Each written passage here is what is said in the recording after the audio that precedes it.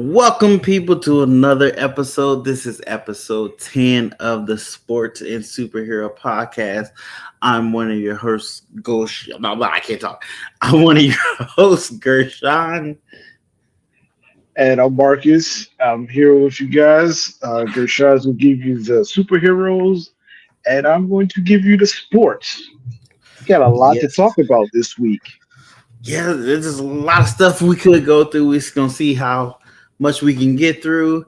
We'll be trying to get this only an hour, but sometimes we'll be going over because we got information and we're having fun talking about it. So bear with us sometimes. But as you know, we're going to tell you once again, go ahead and follow all the socials, the Instagram, TikTok, Facebook, all that good stuff, YouTube. And if you haven't already hit that subscribe button on YouTube, go ahead. You can also find a podcast where you can listen to audio podcasts anywhere on Spotify and other places. I think we're not on Apple Podcast yet or whatever that one is. I'm still working on that. But yeah, go hit the subscribe, follow. All that links will be in the descriptions down below. Yes, we're in Wisconsin and it's getting warm again. The snow was melting away, so we're getting ready for that summer heat and temperature, which we can go outside a little more, so that'll be a little greater. But yeah, so I can't wait. I got shoes I need to wear. I can't wear snowy weather with salt on the ground. So, yeah. Speaking of shoes, I don't know if you heard about that Culture Kicks guy who scammed this dude. So did you hear about it? I saw the video on YouTube, but I didn't watch it. Okay, so just quick thing. He went live. He did a rock, paper, scissors, best out of 2 out of 3 with a guy.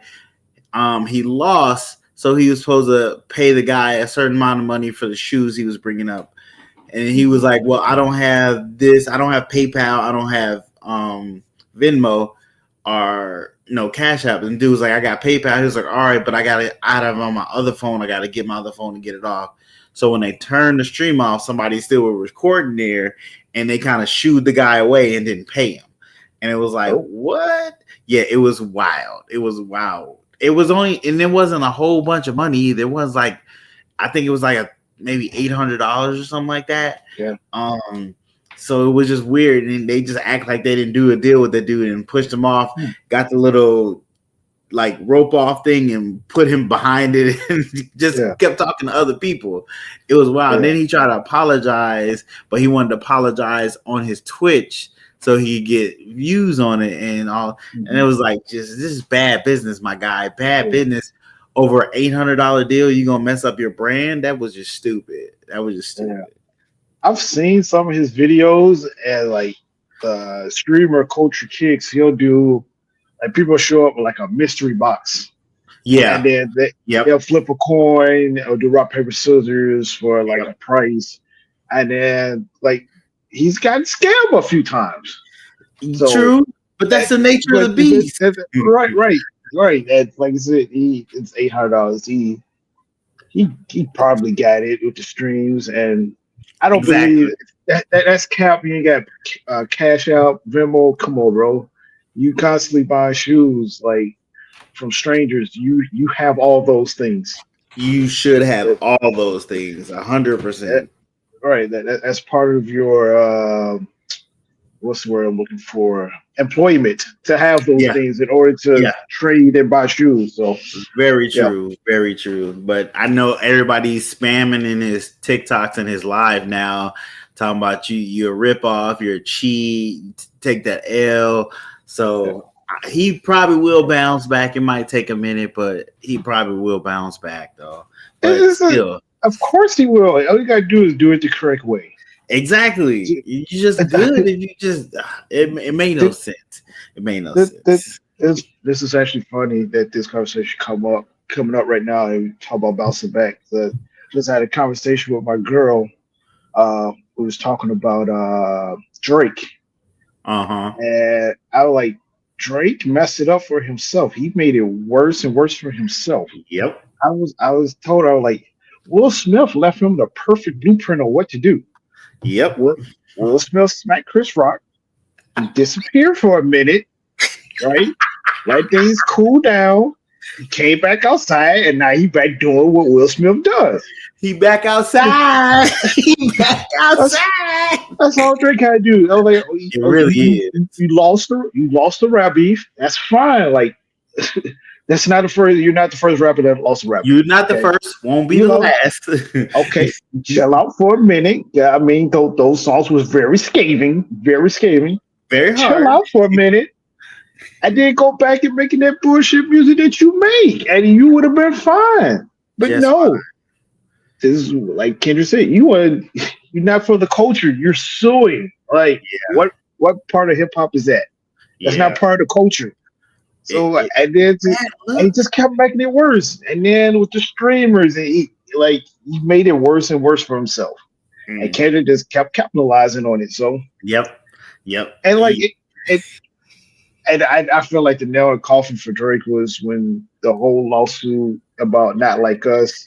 Yeah. And because it's like, okay, so now, because I understand he didn't want to perform at the Super Bowl, but what he didn't realize, someone should have told him this, but what he didn't realize, he made it that much that much bigger. Exactly. Because then like the speculation, like, is Kendrick gonna perform it? And Kendrick did it well. He kept teasing it. Yeah, I want to perform their favorite song, but they like to sue. Build that anticipation. He built it up, and then perform that joint. And then now, I felt like it put more eyes on the Super Bowl by Drake. Because even for the people that even know what's going on, you see Drake suing about this song, and you know Kendrick performs his song. So now, for people who might not even care about it, they probably watch this halftime performance just to see if that song will be performed. And then after that, I know you've seen it. It's worldwide. That Super Bowl worldwide. you got babies, white, black, Asian, Hispanic, Africans. Like people don't even speak English. They don't even understand. They're doing the dance and everything. A priest do the dance. Priest. I was like, my God. I saw that. Yeah. Yes, if he would have just let it go, it would have died down. This is gonna become it's become bigger than it needed to be, but I'm so here for it. Like, oh my God. And Drake is just giving him ammo at this point. Like you could have just been quiet. Could have went away for the summer and chilled, but you just then he did this stupid thing where somebody made it seem like there was a what are those flying things? Damn it. Drones. A drone flying in his house, and he threw a shoe. Turned out that wasn't real. He was made up. Oh man. If I was Drake's publicist, man, I'm like, man, you gotta just sit down. Sit down.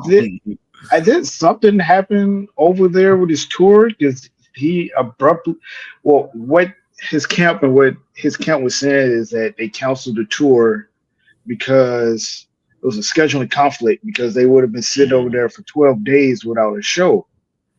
But it's like 12 days in a row without a show, and then he has dancers and other people he has to pay, right? But it's like, you created this tour, so you knew when you put these days together, there was going to be a 12-day gap in between. Yeah. So I'm not really buying that's the reason why you canceled the end of your tour. I think something else happened. I'm not. I obviously I don't know, but from the speculation of what I've seen is like, the tickets wasn't selling like they thought it was, and then I saw something. They might have been a situation that happened. I won't get into. What if Kendrick pulled a? Who did 50? That? 50 to Ja Rule. Somebody else did it to somebody else too, didn't they? It was talks that Drake was going to do it to Kendrick, but I was like, if anyone looked at them stadium, not arena. Wasn't it like stadium. One of the it's expensive. um the bad and bougie dudes. What's their name? Mingos. Amigos. Didn't one of the Amigos do that to somebody, or somebody did it to one of the Amigos? Bought out us I'm because they was beefing. not sure. I'm gonna look at that. That's gonna bug me all night because I know somebody else did that, like the Ray J or somebody like that, or something like that. That's gonna bug me, but I'm gonna look that up. But just, side note, you here for sports and superheroes? I was about to say, actually, this conversation 10 minutes on a whole other thing.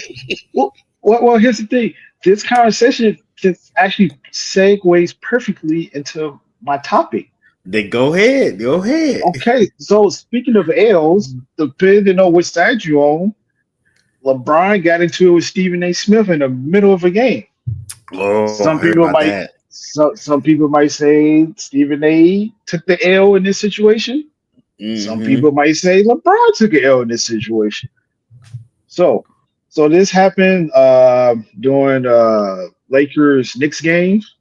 It was like the third quarter. It was like during the timeout. Stephen A. was there courtside, and like LeBron left the huddle during the timeout in the third quarter to go talk to Stephen A. Smith. And it was weird because like LeBron did this in the middle of a game.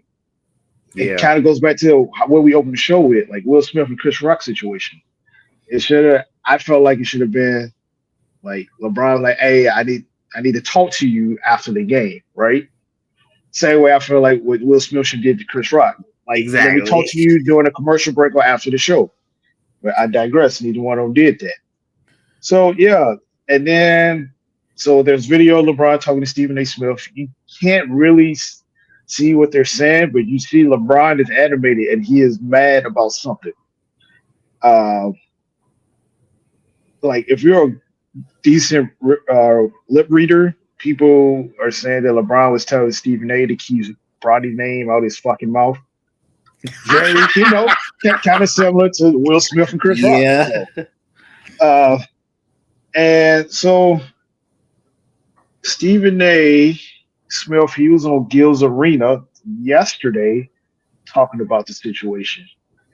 And Stephen A. was like, what LeBron did was weak. Like he felt it was weak. And, it was a weak move. Mm. And then Stephen A. was like, but I realized when he was talking to me, that was a parent talking to me and not an NBA player. So what it believe is strange, streams from is Stephen A. was talking about Bronny. I mean, it's well documented. Bronny is not a very good NBA player. Yeah, like he's had flashes and really good games in the G League, but as far as on the NBA level, he has not been good. And then, when he got drafted, everybody was all up in arms, nepotism. He's on there because his dad. Yeah. I'm okay with that because other races do it all the time. So exactly, LeBron got his son in the league and they got to play together. I'm okay with that. I don't care about that part.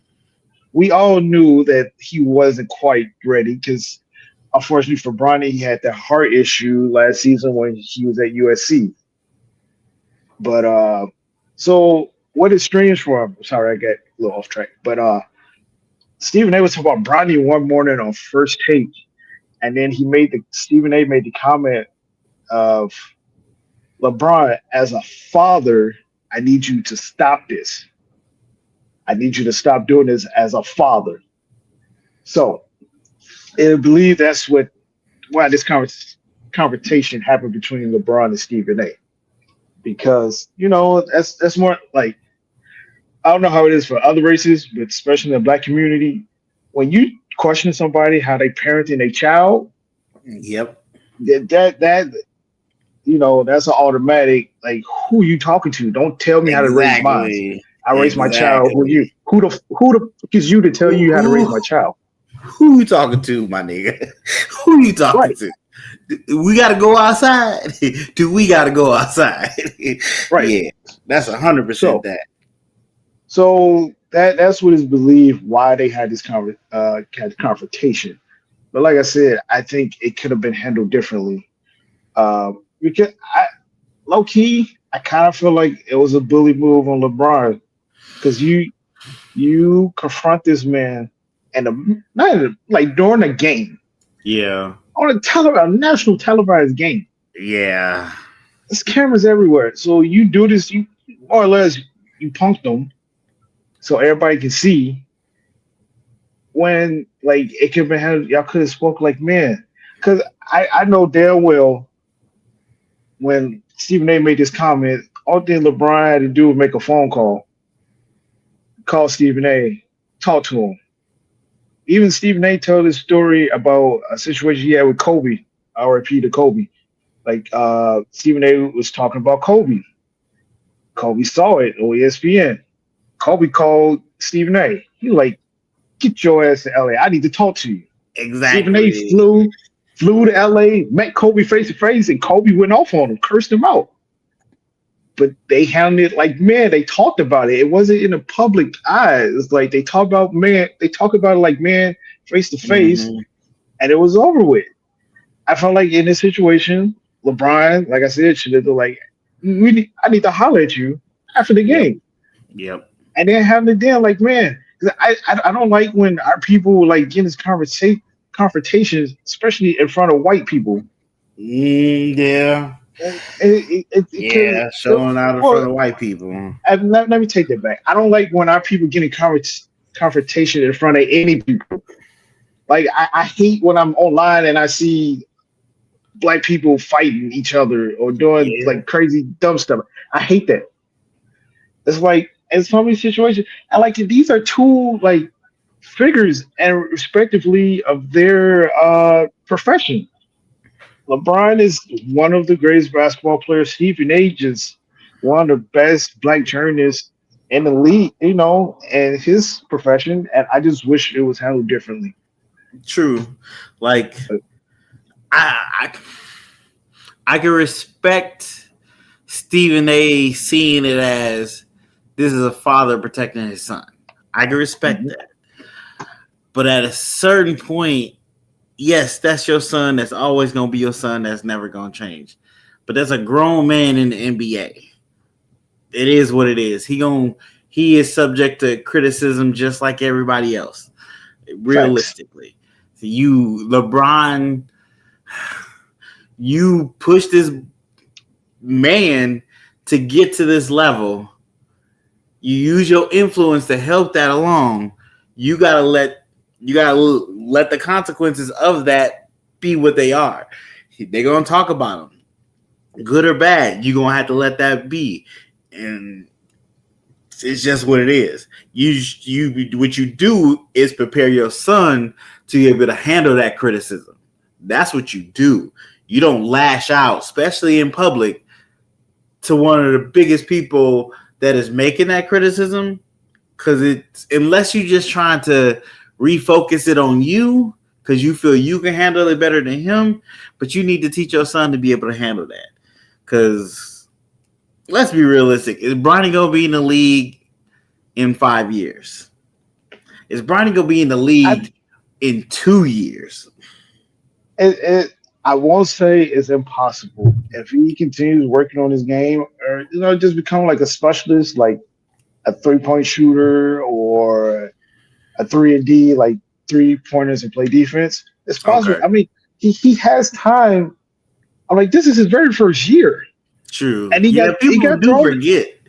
he got thrown in a fire right away. Like Yeah, you got to give him time. true, Also, true. side note, yeah. So Stephen A. on January 29th is when Stephen A. Smith said that about that comment. On January 29th, on first take, a day after Bronny went 0 for 5 shooting, playing 15 minutes against Philadelphia. Stephen A. says, I'm pleading with LeBron James as a father, stop this. Stop this. We all know that Bronny James is in the NBA because of his dad. That was on January 29th. This confrontation happened last Thursday. So you waited over a month plus to do this.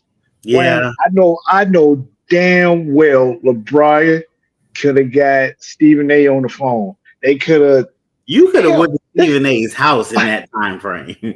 All-Star break weekend. They could have, had a conversation. I'm sure they both was there. A simple Brian, Rich Paul called Stephen A from I need to talk to him. Yeah. It could have been handled. It's been handled. So yeah. It don't make it doesn't help your legacy. But I understand. Only thing I don't understand from Stephen A's side isn't there other NBA players that have helped their sons get to the NBA? Well, that's the thing. So, this is not the first time this has happened. Granted, actually, this is the first time it's happened on this grand of a scale. So there's a few NBA players that's in the league right now when their dad has played in the NBA. Okay. And all of them made it on their own. Oh, damn. I can say Bronny's the only one that received this privilege. Like everybody else, like Scottie Pippen Jr. down in Memphis, got there on his own. Tim Hardaway Jr. Who else can I remember off the top of my head? Keon Martin. KJ Martin is in the league. I'm just trying to name players off the top of my head. Like they got there on their own. Their dads did not help them get there. Again, like I said, I'm not upset. That's how Bronny got a league. But he's the only one that has received this. All the other players, like Carmelo Anthony's son, he's not in the league yet.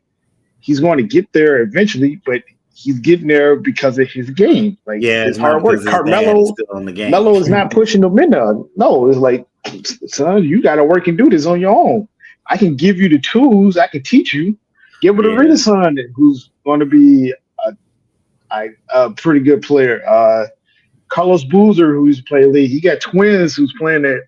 Yeah, I think Duke, who's projected that's probably gonna be in the league. Like they're doing it on their own. So,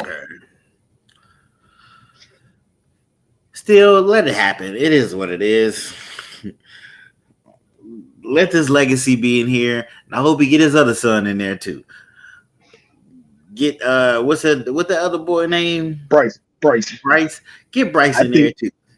I think Bryce is going to be the better of the two. Honestly. That's what I hear. He taller. He got better handles. He can shoot better. He seemed more aggressive. He seemed more like LeBron than Bronny does, which sucks. That's got to suck. You be the firstborn, but not have that killer instinct, the height, and the ability like your dad do, or closer to your dad. I'm going to say this one last thing so we can move on to the next topic. Michael Jordan has two sons that didn't make the league because they're not good enough. So that's a whole different story. but I'm saying, I'm like they're nowhere near good enough. we're not going to get on Marcus Jordan right now because we're for sure be a 2-hour podcast. Not only are they not good enough, they're out there doing coke. like I said, Michael Jordan had two sons that never made the league. They played college basketball, but they never made the league. They did not get that push. And depending on who you're talking to, Michael Jordan is the greatest basketball player of all time. Hey, so only white lines they shooting is the powdery one.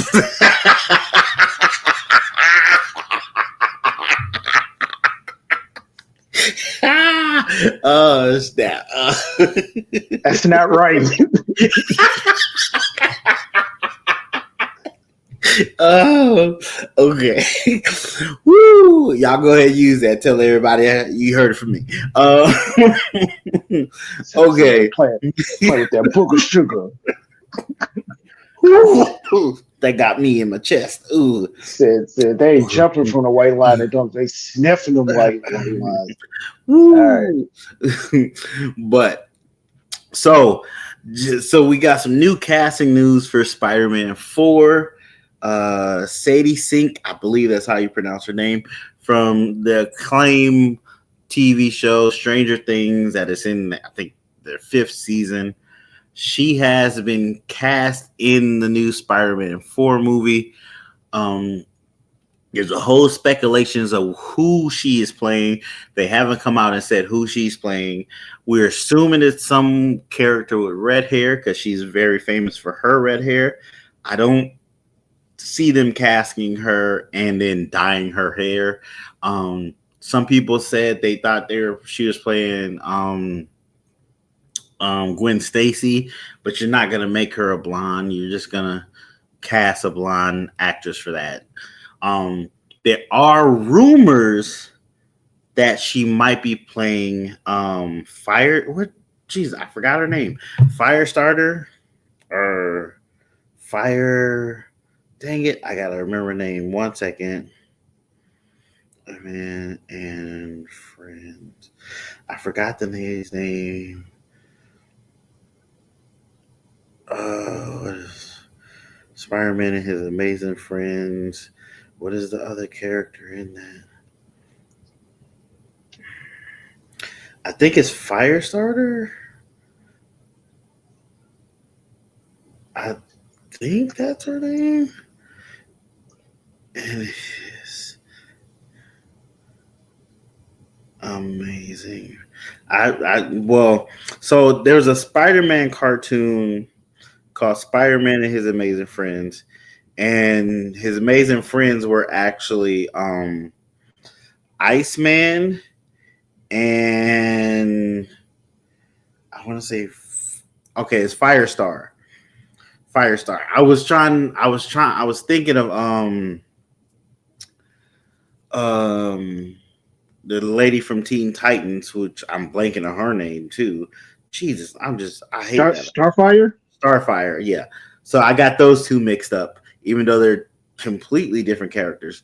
But Firestarter is a Marvel's character, a older Marvel's character back in the day. I don't really know her origin or how she became, but she has a cool power set that would be very cool to watch on watching a movie if that's the character she's playing. There's a good chance she is playing that character, and I do like them going this direction because Firestar is not super obscure, but she hasn't been around a lot lately, so that would give Spider-Man a different look, a different feel, and especially since it's a Spider-Man that's more grounded, him having these friends and still what's going on with him right now that the whole universe doesn't know who Peter Parker is, that would be good for him to make new friends, to bring new characters into this new Spider-Man movie.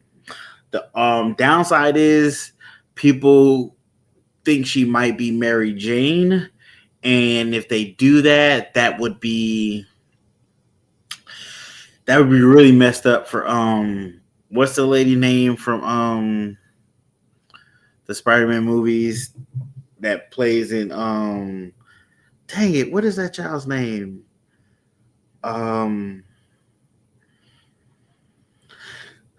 She played in the high school show. Dang it, I'm blanking on her name. I'm terrible at this. You would think I would remember names better, but I don't. As I get older, you forget names. She's Tom Holland's girlfriend right now. Dang it. You know who I'm talking about, Marcus? I do not. I'm sorry, sir. Hold on. What's her name? 1 second. I gotta look it up. Zendaya. There we go. So technically, Zendaya plays a character adjacent to Mary Jane because she's not Mary Jane. She's some other name. She's Michelle Johnson or something like that. So she's not Mary Jane. But if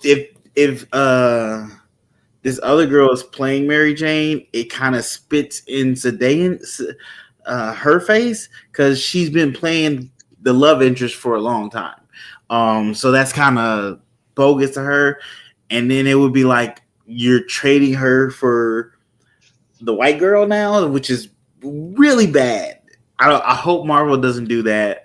I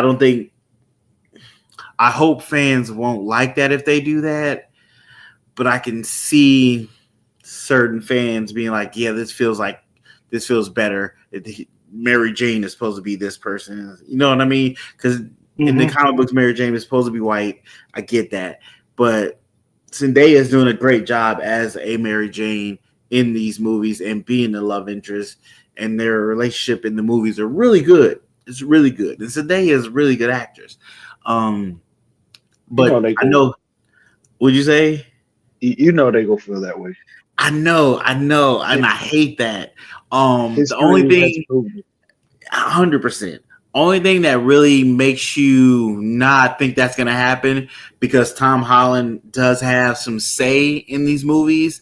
He's elevated his star power and his producing power to an extent, I believe, that he gets say in the Spider-Man 4 movie, and I don't think he would let that happen to his woman like that, to be mistreated that way, to be just pushed aside to in the movie like that, even if it was semi good writing for it.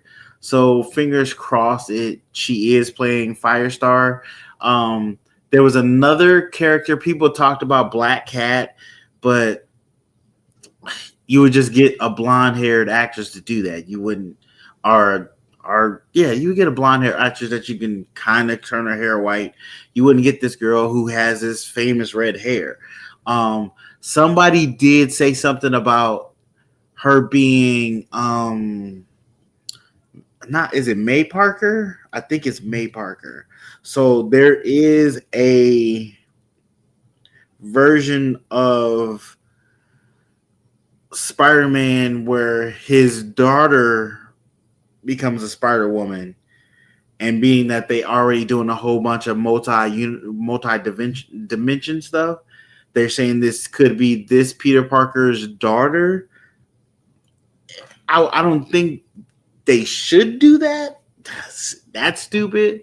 Not the Peter Parker we know as Tom Holland. Could be a different Peter Parker, but her daughter came back and is helping Spider-Man, or this Spider-Man, for some reason. But I don't think they should do that. Even though this Spider-Man movie is sandwiched between Avengers Doomsday, and another Avengers movie, I believe. Still don't think that's a good idea to do that. But only time will tell. We see who she is playing. I think the casting is interesting. This lady is a good actress. She was really good in Stranger Things. She's been in The Whale. I still need to see that movie. I heard it's really good, but I need to see it. So I'm really interested to see what happens with her. A lot of Stranger Things kids are kind of not all blowing up, but they're getting really good opportunities. But I think this is the biggest opportunity for someone from the Stranger Things cast. I mean, Millie Bobby Brown's done starring movies. She did the Godzilla movie, which is pretty big. But this is a Marvel movie. This is Marvel. Millie Bobby Brown. She's an actress? Yeah. She played 11 in Stranger Things. Look her up. Millie. Oh, no. I've heard the name. Okay. But the reason why I know her name. You know the name because of Drake. Full circle. Right. That's why I was like, wait a minute, what? Yes, she is. I was like, I see your eyes will go like, who are you talking about? She is an actress. She's an actress. Okay. She actually got a new movie. Well, it is a movie coming out of Netflix called Electric something. It looks interesting. Speaking of which, the Russo brothers actually made that movie, and they're going to be doing Avengers Doomsday. They're directors for Avengers Doomsday. So, wait. No. Millie Bobby Brown just turned 21. Yeah, and she just got engaged or married to some dude. She just turned 21. I just want to say she just turned 21. Yeah. And the links with Drake, okay, I'm going to leave that alone.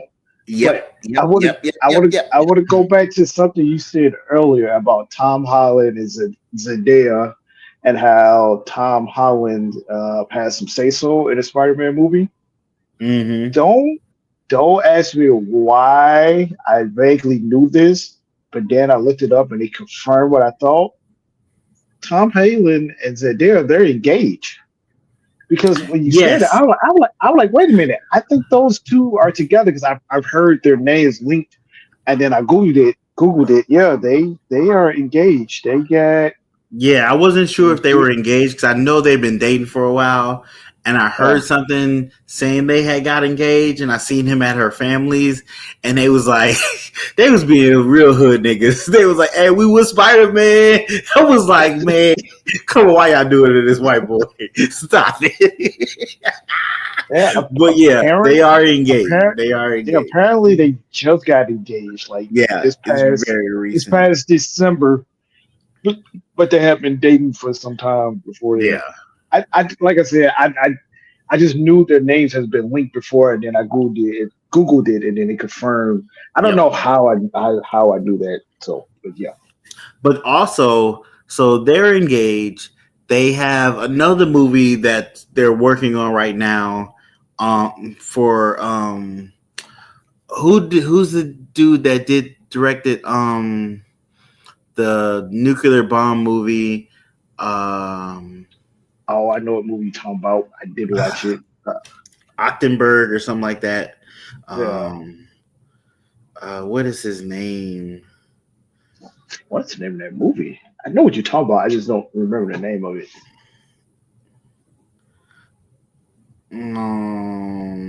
I forget the name. Well, that director, he's making a movie about the Odyssey. He's making a movie about the Odyssey. Tom Holland is in the movie. So is Zendaya. She's in the movie. Matt Damon's a star of the movie. And there's what's her name from 12 Years a Slave? Napita Nalong. I always say her name wrong. Napita is in that too. She's a great actress. Yes. She's in it too. So Tom Holland, that Spider-Man 4 movie is coming out the same year this Odyssey movie is supposed to be coming out. And they're real close together. I think Spider-Man 4 is going to move to Jonathan Nolan. I think that's the director's name. Side note, the movie that Millie Bobby Brown is in is called The Electric State. It comes out on Netflix, I think, this month. Chris Pratt is in it as well with her. So it looks not that great. I seen the trailer. But it's a Netflix movie they spend so much money on. Way too much money, I think they spent on it. But hopefully it does good on Netflix so Netflix make their money back. But it is what it is. But yeah. Sadie Sink's going to be in Spider-Man 4. We've yet to figure out the role she will be playing. So that's going to be interesting to see. But I think this movie is ramping up to probably do some good. I'm really excited for this next Spider-Man 4 movie because it gets him back to the Spider-Man basics. Like he don't have the tech, he don't have the Avengers backing him per se. He's just Spider-Man, and he's back to being Spider-Man by himself to an extent too. So that's gonna be real interesting. We saw the costume in Spider-Man Homecoming or Far From Home. Yeah, Far From Home. We saw the costume in that and it looked good. So really excited for the next Spider-Man movie. I think we probably see him in Doomsday, most likely, Avengers Doomsday, before we see him in Spider-Man 4. But yeah, interested to see what happens with that. But yeah, that is your casting news for Spider-Man 4. Okay, so I got a wild story. This next one.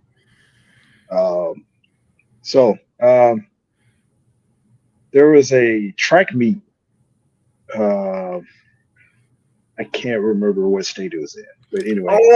I know which one you're talking about. I don't know what state it is in either, but I think I know what you're talking about. Yeah, I'm a just skip last names because I'm going to butcher the first names.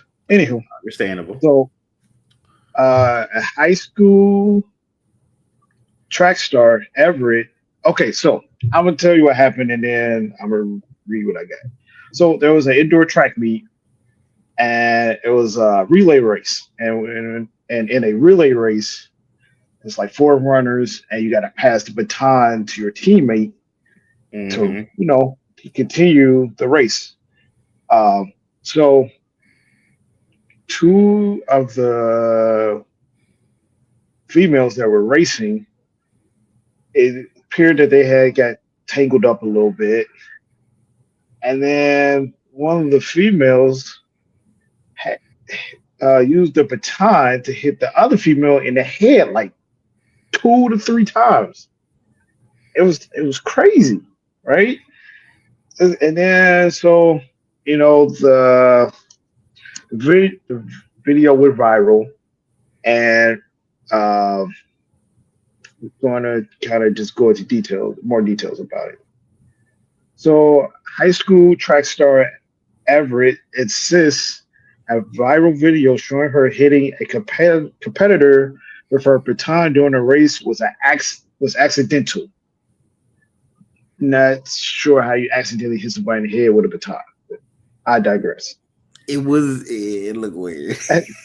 Everett claims the collision was unavoidable, resulting in an unintentional injury. Everett's family is upset by the negative response and death threats that they're receiving. I can agree.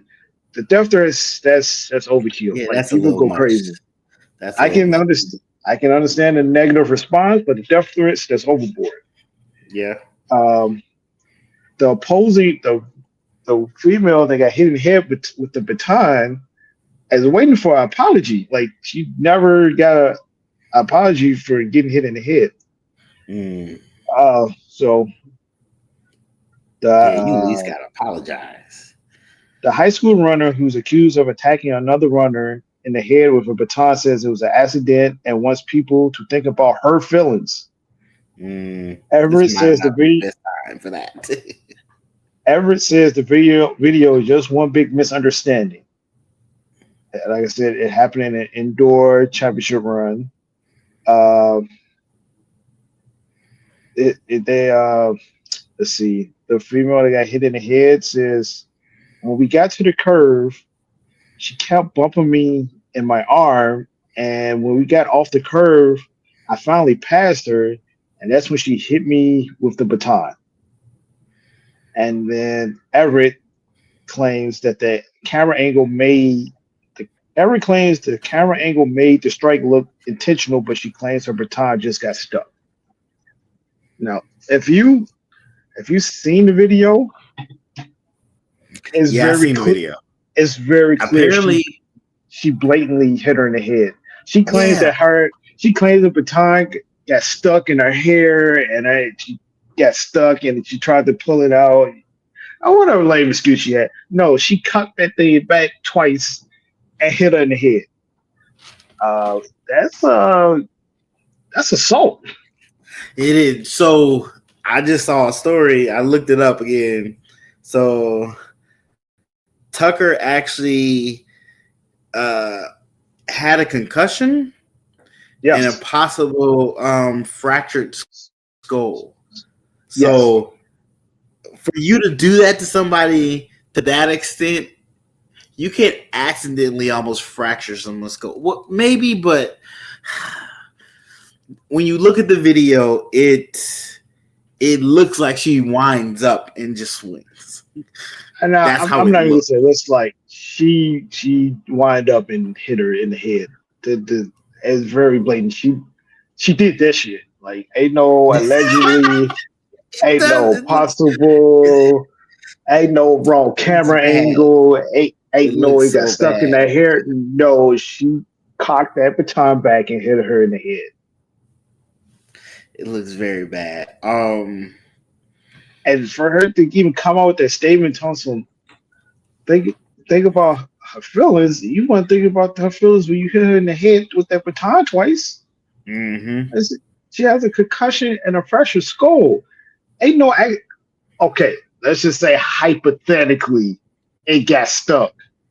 Okay, if it got stuck, then it would just be in that hair and it'll just be bouncing. She's not going to have a concussion or a fractured skull. You get a concussion when you get hit very hard with an object, or you fall, a tackle. Like that's when your brain slides against your skull. That's how you get a concussion. And she has a fractured skull. Like ain't no baton accidentally get stuck in the hair is gonna cause it. That's caused by force. She did that. I was told. I heard somebody say on TikTok that there's another angle where you can see that kind of agrees with her story. But I haven't seen that angle, so I can't speak on that too much. This is very much an unfortunate incident, whether it's intentional or not. It's very sad for both these women. Hopefully, I think she charged with assault. I think she was charged with assault. I don't know, but you cannot. I don't care what angle you got. That just the math ain't math. A fractured skull and a concussion. You don't get that with a baton just getting stuck in someone's head. That concussion and a fractured skull is caused by force. You got to hit someone with an object. So I'm not buying all that different camera angle and it was an accident crap. It's just not medically that doesn't even make sense. So it's definitely wild. She did get charged with assault and battery. So she has a court case pending. It's sad all the way around, but I can see her doing it on purpose because sports and competing, sometimes you lose your mind for a second. Sometimes anger takes over, adrenaline takes over. You do stuff and then you see what you did afterwards and you're like, why did I do that? I didn't want to do that. What took over me? I would give you that if she would apologize right away. Exactly. She didn't apologize right away. I don't even think she apologized yet. I could be wrong, but there wasn't apologize right away. If there was apology right away, okay, I'll give you that angle. There was no apology right away. No, I'm not going. Nope. Yeah, it's rough. It's very rough.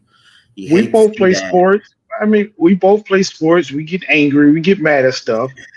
But we have the discipline and know better that you don't go out and do stuff like that because what does that do? It does nothing. It does nothing. It does not help. It just puts you in a bad situation, worse situation. So, and I'm like, I don't like. I'm competitive. I don't like to lose. I like to win.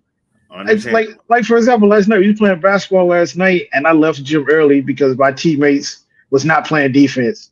So I was wondering why you left. I was like, why are you late? Because I was mad. It was like, come on, man. That's nobody. Okay, all right. So yeah. I didn't go throw a basketball at somebody or go tackle somebody. No, I was like, okay, well, this is an open gym.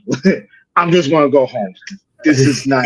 It's not working out for me. I'm not getting paid to do this. I'm doing this in my free time. It's open gym. I'm just going to go home. You see you leave. I was like, why would I leave? But I went home and ate pork belly tacos with my girl. She made some really good pork belly tacos. And you know what? I was a lot happier. I was fat, full, and happy. Okay. Understandable. Speaking of bad positions, let's talk about Invincible. Season 3 has been. I like that segue. I'm trying to pull that in. Trying to show them we do this. But like I said, season 3 has been cooking. It has been cooking, and spoilers for anyone that hasn't watched season 3. If I remember, I'm gonna put a spoiler thing up there so you know that this is a spoiler and we're talking about season 3. We're on episode 8. I think 7. I think 7. I think 7 was the last one. Mark is in a bad position because what's his name? Levy. I can't pronounce his name for some reason. I see it in my head, but I can't pronounce it.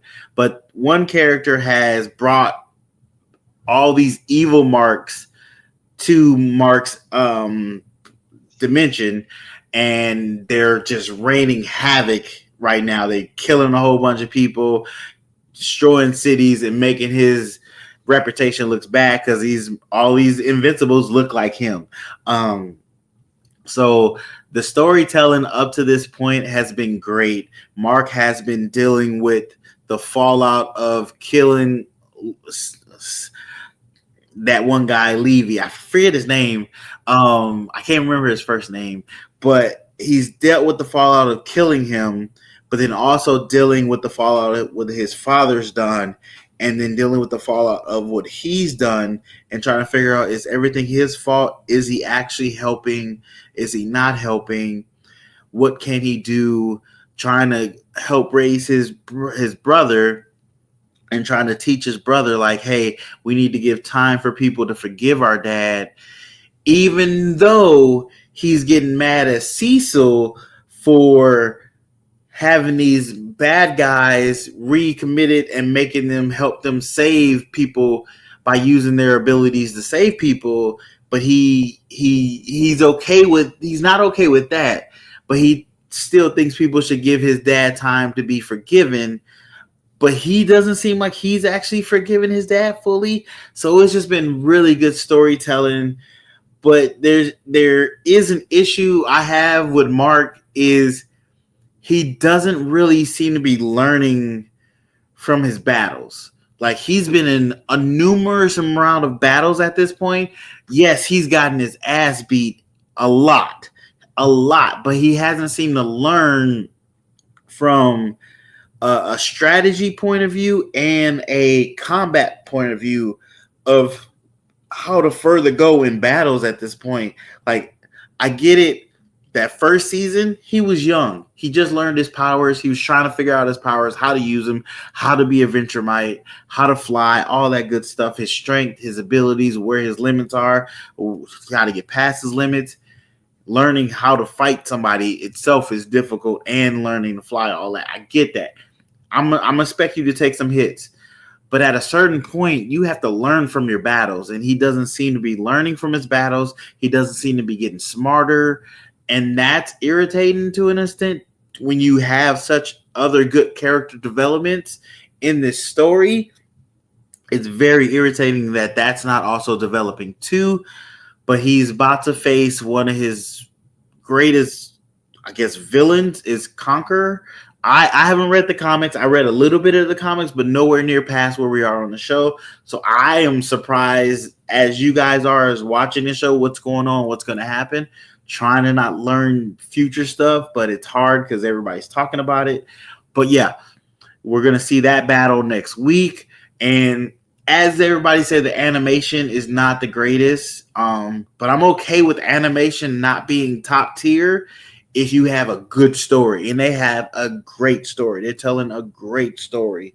We also have to say RIP to Rex Explode. Rex passed away in the last episode. He sacrificed himself. Also, a couple other heroes passed away. You brought some new heroes into the Invincible universe that are already in the comic book universe. I think his name is Tech Jacket. He came in. That was cool to see. Learn a little bit about him.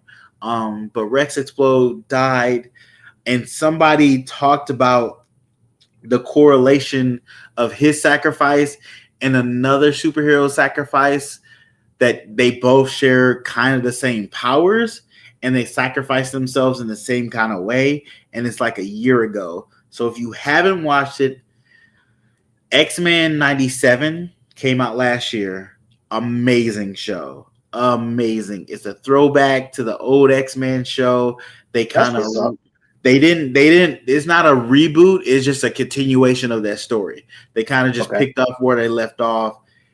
And Are you gonna watch this? Watch it. I don't want to spoil it for you, Marcus. If you're not gonna watch it, okay. Marcus is gonna put this on mute. We gonna talk about it. So yeah, this is the only cartoon in the last like 2 years, besides other cartoons where you have like fathers and sons. Parent stuff gets me every time now that I'm a parent. It gets me. I cry every time. But this X-Men 97 episode, I want to say 5 or 6, Gambit fights a Sentinel Prime robot in Genosha. And the fight is awesome. The animation for the fight, awesome. But throughout the fight, you start to realize, oh shit, Gambit's gonna die. Oh shit, Gambit's gonna die. No, he's not gonna die. They're not gonna kill Gambit. And they kill Gambit. He sacrificed himself and uses his power to charge up the Sentinel Prime and blows it up to destroy it. And Gambit actually dies. I cried watching this. It was so emotional because I'm so attached to these characters. I watched the X-Men as a child, continue watching them as a teenager and as an adult, and to go back to the old cartoon and watch a character that you know, that you love, sacrifice himself. It was heartbreaking, but beautiful at the same time. Like everything hit. Rogue was there. She holds Gambit. It is beautiful. It is a masterpiece. The most amazing thing you'll see from X-Men, period. Invincible did the same thing. I didn't cry for Invincible. I like Rex Explode. He's a decent character, cool character. He slowly started to evolve, but he did that thing in shows where characters are starting to get become good or having a good life, find love, and he does the whole thing like, hey, I'm gonna go see about this battle over here. I'll be right back. What's the worst could happen? Of course he's gonna die. Of course he's gonna die. That's how it happens. But it wasn't as touching to me because I'm not a big fan of him. I think he's a cool character, but I understand other people being sad about it. I guess it does happen in the comic books just the same way, and the way he did it was kind of cool and badass, but it just didn't hit as hard as that Gambit one. Whoo, that Gambit hit me hard. It made me cry. I was a grown man watching my phone, watching the show, and I was crying. It's good. But Invincible season 3 is just as good as all the other seasons. This is a very good show. They're telling really good stories. I don't even care about the animation at this point because it is what it is. It doesn't. The animation is not the thing that holds me. It's the story that's holding me, and it's a amazing story. Like, it's really good. So if you haven't tuned into Invincible, go watch go start it. It's good. It's on Prime. 10 out of 10. It's a great show. They're doing a lot of stuff. They're doing different universes. Characters have different personalities in different universes. You see different types of characters. It's amazing. It's a good story. It's a father-son story at one point. It's a humanity versus, it's a nature versus nurture story. It is so many things. It's amazing. It's a good show, and it's the animation is not the greatest all the time, but the battles are pretty decent battles. Not as good as the X-Men 97 battles. Definitely go watch that if you're an X-Men fan. It's a great show too. But Invincible season 3, hands down, shit you should be watching 100%. If you're a superhero fan, you should be watching it 100%. Great show. But yeah, I think the season finale is this Thursday. And then they're going to be gone for like probably a year and a half before season 4 comes out. But yeah, I can see them possibly getting a spinoff. They've already done one like kind of spinoff show with Adam Eve. I think they're going to do another one, Rex Explode. They're going to talk about his later years before he dies, clearly, and him as a kid and everything. But I can see them doing Tech Jacket, pulling his show in there. If they use that character, they can expand this to a whole different universe if they want to. And a lot of the characters are kind of variations of superheroes we already know. Like Tech Jack is a variation of Iron Man. I don't know who Invincible is supposed to be a variation of. Maybe a Superman. Not him. Superman kind of younger teen superheroes twist on that, but good show. Really good show. Oh, so good. You just gotta watch it. You gotta watch it. But they do gotta get Mark to start learning from his battles. He did learn a little bit when he fought Perplex or Powerplex. He did realize you can't keep punching him because he gets his power from getting hit and being hurt, so he gets stronger from that. So he did learn that. But some of these battles, it's like, dude, what are you doing? Come on. You fought a guy like this. Why are you doing the same thing? But they're also showing, they also show like a lot of characters who did stuff to be conceived as bad, but the reason they did it was for good reason. Just like I forgot his name, the concrete guy, like he tricked Mark to help him take over Machine Head's empire. But when he took it over, he made that city better. He brought down the crime rate. He made sure crime was only happening in a certain place and people weren't getting killed. He was doing good shit for the community. So yes, he's a crime lord, but he's a positive crime lord. He was like Nico Brown in the beginning, not towards the end when he just started fucking up shit. But in the beginning, he was helping people. But then he was like, look, I got to get this money. But he went wild out. This dude's still on the same path. But you're seeing that in the aspect and seeing how Mark has to deal with the duality of life. Like everything isn't black and white. There's a lot of gray there. And Mark is trying to be a good person, but he has this concept what a good person is, and that concept might be kind of rocky. So it's really interesting to see as we go through these stories with Mark. So I'm on board 100%. But yeah, that's Invincible season 3. Go watch it. Let me know what you think. Hit us in the comments. It's a good show. It's killing. All right. So for my last topic, I just want to shout out to Jokić, man. Honestly, the way he's balling this season, he can win an MVP again this year. Oh, really? Man, the numbers. His numbers are just as good as his MVP seasons. Really? Let's see. Honestly, he could get his third MVP this year. I think he's going to go to SGA in Oklahoma because they have a better record. But Jokić numbers are just crazy. Let me tell you what he just did the other night. Jokić had a 30-point, 20 rebound, 20 assist triple-double. I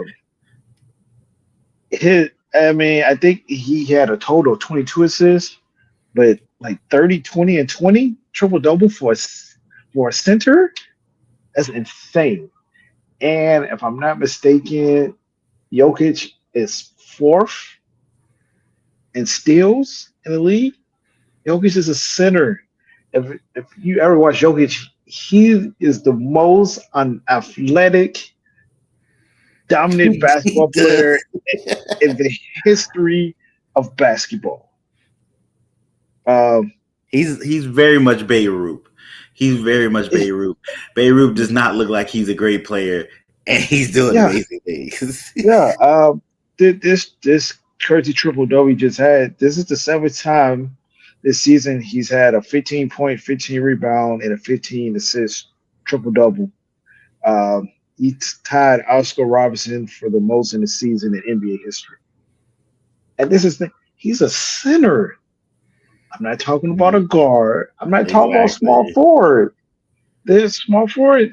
That's like an athletic position, a shooting guard athletic position. Like you're on the wing. Jokić is a center. To get 20 assists, It's crazy. 30, 20, and 20? And and being fourth, the thing that amazes me is he's fourth in steals in the league right now. Mm. That's crazy. Isn't he the first to do a 30, 20, 20 in NBA history or something? I think I saw something like that. I could be wrong though. I'm not sure. Yes, he is. Yes, Look he's at the that. first with a 30, 20, 20. Because I know when Nipsey passed, Westbrook had a 20, 20, 20 game, which that's just crazy if you know about the rolling 20s and all that, if you know about that. But yeah, 30, 20, and 20. That, I mean, that shout out to Jokic, man. It's amazing how he can do that. Like he won't win MVP. It'll be SGA from OKC, and well deserved. SGA. He's got numbers as well. He's had a few outburst games, 50 here, 40 there. But yeah, I just wanted to shout some light on Jokic. Yeah, that game he had. I mean, his complete stats was 31 points, 21 rebounds, and 22 assists. Okay. Okay. Crazy. Him and Luca. they're like not your most athletic guys, but just very skilled. And that's the See, difference. Luca hit a casual 3-pointer on 1 foot. I was like, what is One you leg. doing? Luca. I mean, Dirk Nowitzki started that, but that's just the difference between American players and European players. Like European players, I mean, they start at a young age, but they're all about the mechanics, the basics, right? We're gonna get the mechanics now first, the basics, and we'll be great at that. Where over here with the AAU circuit, everybody got their own damn mixtape. Kids that's 5 got a mixtape, and they just dribbling.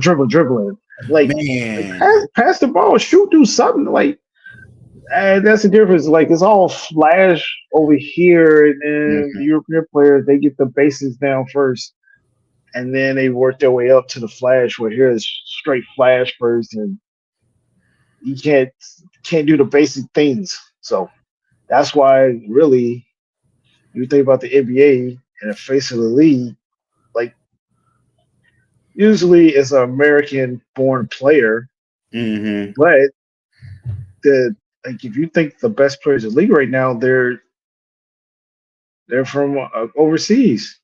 Think Jokic, Luca, Giannis. I mean, SGA, he's Canadian.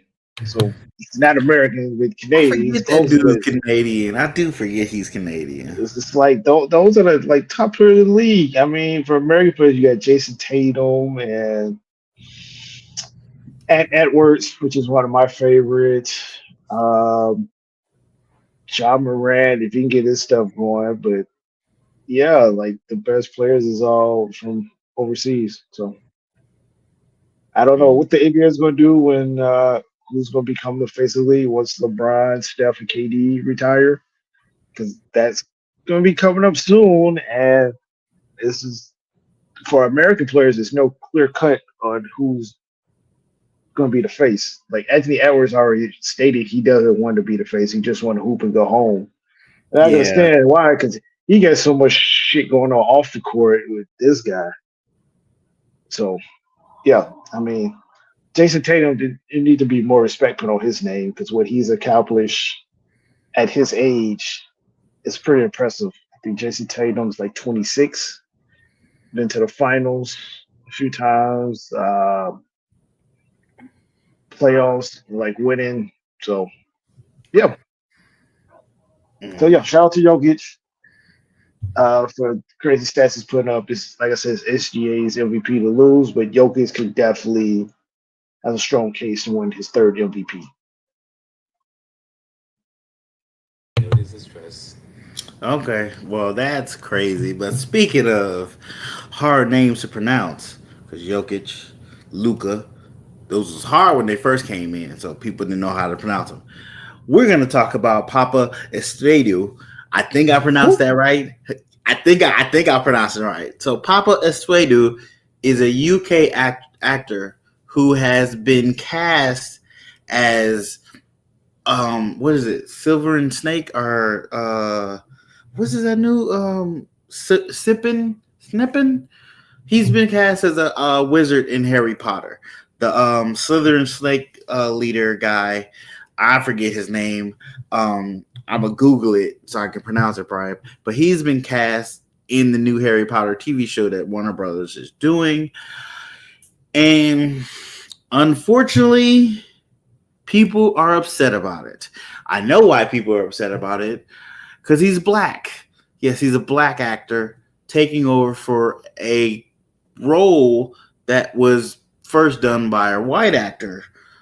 In the books, it doesn't say he's white, but he was first played by a white actor. The great hold on, let me get this guy's name that did play him the first time, because he's a really good actor. I liked him, but he has passed away.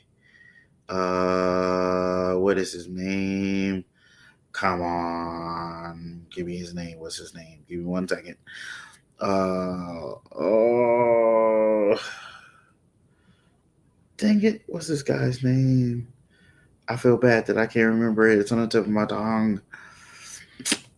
Come on, who's the actor? What's his name? Alan Rickman. Alan Rickman played Severus Snape. He Alan Richter passed away. He played him in the Harry Potter movies. Pretty good. He did a really good job. But they are making a Harry Potter TV show for WB, or not W, yeah, Warner Brothers. They're making a TV show that's going to be on Max. A lot of people are like, they shouldn't. So people aren't upset that they're making a Harry Potter TV show. They're upset that they're remaking the Harry Potter with the Harry Potter TV show. Like, they're not doing something different than the regular 7 books. They're just doing the 7 books over again. A lot of people would rather them do like older Harry Potter or adult Harry Potter story, which would be good. Do something different so you can have new characters, introduce new characters, but still have Harry in the forefront and still use that name, because they want to use the name Harry Potter. I get it. Our other people are talking about, why won't they do a version of the video game, Hogwarts video game that they have that has been very successful, made like $1 billion in sales. And in that game, you have not only different people of color, you have trans people in there as well. So that would be easier for you to adapt and have a multicultural cast and different casts of different ethnicities and sexual orientations, and be more easily blended in and not have fans get all butthurt over swapping out characters for different races, because you don't have just a whole bunch of white characters. But they didn't go that route. They're just remaking Harry Potter. So, hey, it's their IP, is what they can do with it. Half the people are still upset because they like, don't give JKR any money because she's a terrible person. I'm not saying that. They saying that. I'm not saying she's a terrible person. I don't know her personally. I just know she got bad views, but I don't know her personally. But yeah, they are making the new Harry Potter, and he is being cast. Firstly, Paapa has been met with a whole bunch of terrible, terrible comments on the internet. We know how the internet works. We know how people work when they're behind the internet. So a lot of racist tweets about my Slytherin is not black and bullshit like that.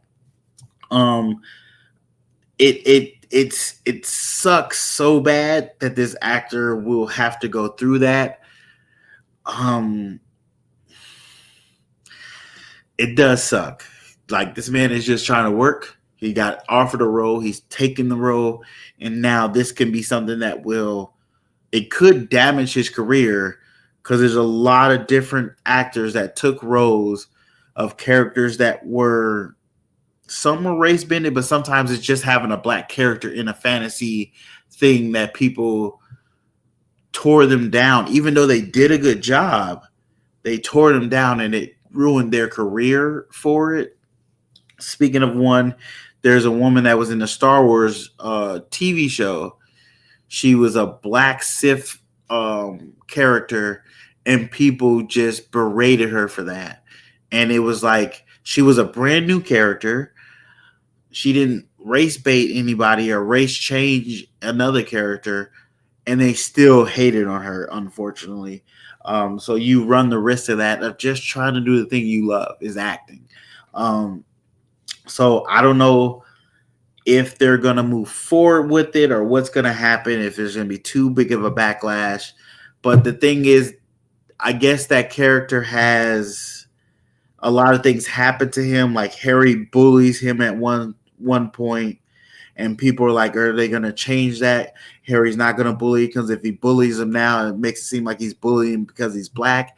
You can still get bullied and not be just because of your race. You can get bullied just because you're weird looking or because you are not good at sports. It doesn't have to necessarily do with your race. I know there's a point in time where he gets his girlfriend, the woman he dates hurts him, and he becomes a bitter person. But that woman happens to be white. So now if you do that story, is it going to be bad because this white woman hurt this black man? Like, at a certain point, people have to stop making things about race and realize these things could happen to you. It doesn't matter what race you are. These things could happen. Women break up with men and men break up with women. Kids get bullied not just because of their race. They just get bullied for wearing the wrong shoes or wearing the wrong shirt sometimes. It's not always have to do with race, but unfortunately, our world is so engulfed in race that we haven't got past that, and that's usually the first thing we go to with stuff. Like, this could be a good idea, but unfortunately people won't let it breathe. They're holding on to their ideas of what it should be and not what it could be, unfortunately. So we'll see what happens with this actor. I wish him the best. Maybe he will decide he doesn't want to deal with the ridicule that will come with this, and he just leaves that position, which sucks. You don't want someone to leave a position because of that, but he has to do what's best for him and his career, and this might not be a good step for his career because of people on the internet. So that sucks. It sucks very much so. And maybe this will make them retool doing that Harry Potter show and move in a different way. Like, I'm not saying not do it, because Harry Potter fans will watch that show.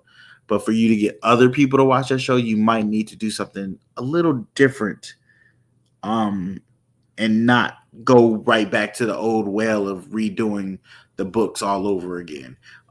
But that's what I think about that. Mark, what do you think about him being in this role and having the backlash he's getting for it? From the fans. I won't even say fans really, because some of them are just dicks. Well, it's like you said, it sucks. You just doing your job. You're an actor. You're doing your job. You wanna, you get called a role. You interview for said role, do rehearsal. You get the role, and then for the fans just to be complete a-holes and complain, and like you said, can kind of destroy your career when you did nothing wrong. You just do your job. Yeah. And the crazy thing was, these are fictional characters, man. Very true. Like this is not even real people. These are fictional characters. They could be any. That's the thing. Like, time and time again, you do a story, and it's the same damn thing. If there's an actor playing a role that's not white, there's a problem. Oh my God, what is his name? Tom Cruise. Oh He yeah. played in a movie called The Last Samurai. Are you serious? Like you already knew where I was going with that. You already knew where I was going with that before I even said it. Because people also doing that. Oh, what if T'Challa was white? Well, that him being African is crucial to his character. That is embedded into his character. A lot of these other characters, their race is not embedded in it, so it can be changed. The way I look at it is like when certain demographic would get on the internet and goes, well, what if we had a White History Month? You have Black History Month. What if we have? Yep. And it's like, bitch, you got the other 11 months. What are you talking about? Well, they got 10. I think there is a Mexican American month, Pacific Islander month. So I think they got the other 10 or 9. Oh, that's still way more than anything. Way more than anybody else. You have the majority of the year. As a Black History Month, we have February, the shortest month of the whole year. It's cold outside, depending on where you live at. Like, and not only that, you got Valentine's Day in February, so that takes away from that. Yep, that takes some of that day away. So it's like we don't have a great month. Like now we got Juneteenth, so that gives us something in the summer. But it's like that. Why can't June be Black History Month? So, you know what I mean, well, February, like, come on, man. Do you want complaining? Yeah, white privilege is definitely a thing. Don't let anyone tell you different. Very true. Don't act like it's not there. It's definitely there because how some people can get online and just berate these actors and complain and bitch and moan and cry about fictional characters, and sometimes they get their way, and that sucks. And it really sucks for the actor because they did nothing wrong. Very much so. Very much so. So we'll see what happens with said show. Hopefully people can get it together. But speaking of shows, Daredevil Born Again came out. 3 episodes is out. I watched the last episode just a minute ago. We're going to do a quick review, and then we're going to get up out of here. So Daredevil Born Again is a continuation of the Daredevil shows that were on Netflix. Daredevil on Netflix gave us 3 seasons. I didn't finish the 3rd season. I watched like 2 episodes. So I still got to go back and watch that. Maybe. We'll see. We seen the trailers for Daredevil Born Again. Trailers looked amazing. Looked cool. Looked like the old Daredevil we knew. But I forgot that they talked about this show before they put that trailer out. They let us know that this Daredevil Born Again was going to be more of a courtroom procedural. So a lot of people forgot about that when they showed the trailer of this show. So going into this first episode, you get reminded of that pretty quickly. They did go back and shoot stuff for this show because they realized people want to see Daredevil. So they went back and shot extra scenes for this show, put a lot more fighting into it, and kind of move stuff around because this show was supposed to be a week-to-week procedural court thing. They were going to really focus on Matt Murdock being a lawyer in Hell's Kitchen, doing his lawyer thing, and not so much doing his Daredevil thing. So there is an issue with the show. It does not feel like the Netflix show at all. It feels more like an ABC procedural show, which is not a bad thing. It's good in that aspect of it. It is decent in that aspect of it. But those trailers told you something totally different that you were expecting. You were expecting a balls to the wall, fight, punch, kick, break bones, Daredevil doing his thing, swinging over Hell's Kitchen, being a badass. You get that for maybe 5 minutes in the first episode, and then you don't see that again until 3 minutes in the second episode. And then you don't see that at all in the 3rd episode. So you get a lot of Matt Murdock and a lot less of Daredevil, unfortunately. Is that mean the writing is not good? The writing's good. Does that mean the acting's not good? The acting's on par. Charlie Cox and Vincent D'Onofrio is killing it. Them boys is acting. They tuning scenery. They doing a thing. They acting. I can't hate on that. They acted. But that's not what I came here for. I came for the punches. I came for the kicks. And I'm not seeing much of that.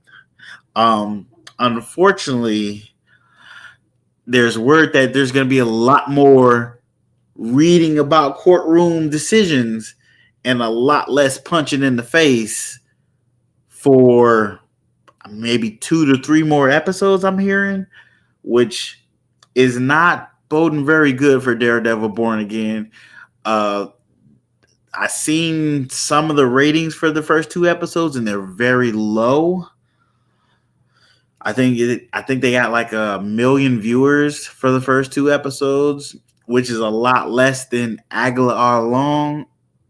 Agla All Alone got like 2 to 3 million viewers, and then something else got like 5 million viewers. Oh, Penguin got like 5 million viewers.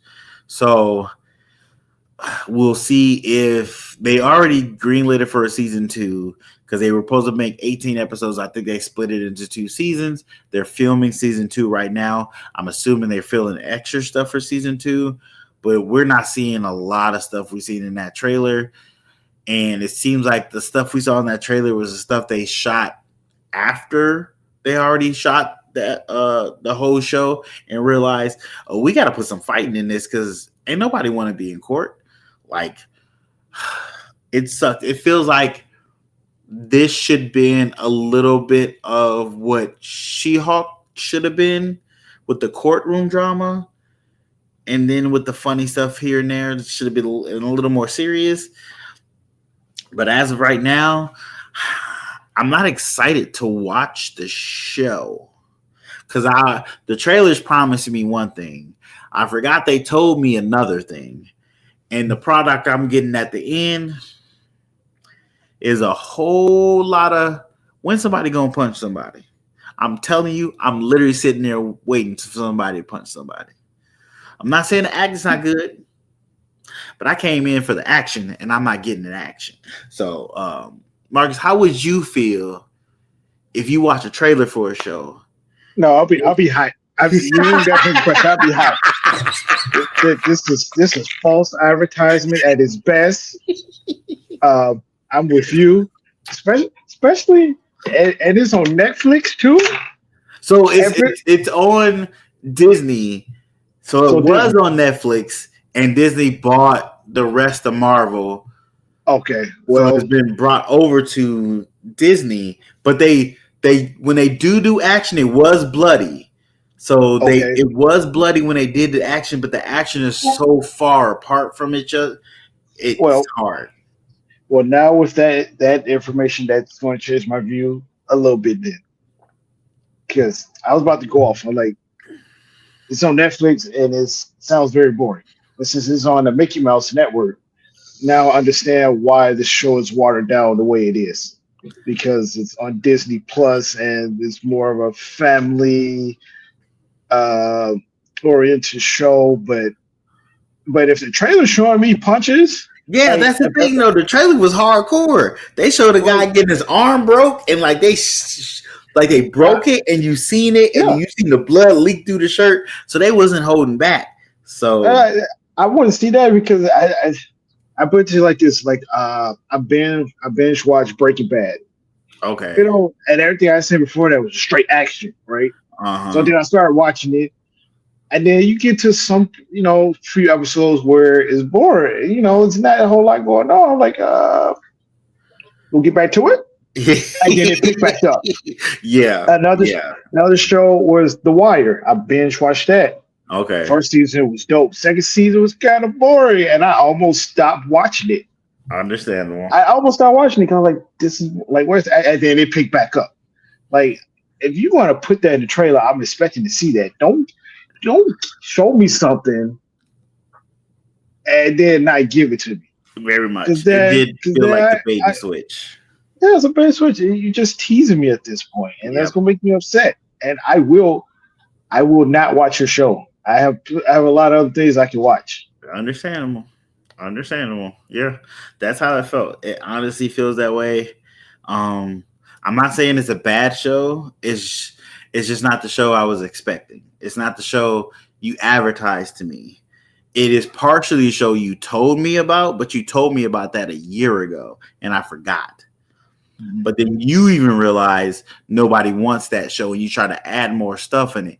And the trailer you showed me a whole different show. So it's a mixed bag. We have to see.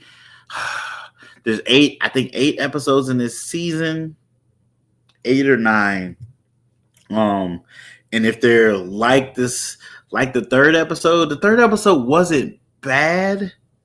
It's good, but it's good for a show I wasn't expecting courtroom drama in. I was expecting punching and fighting. Like if this was SVU, oh, this is a great episode, 100%.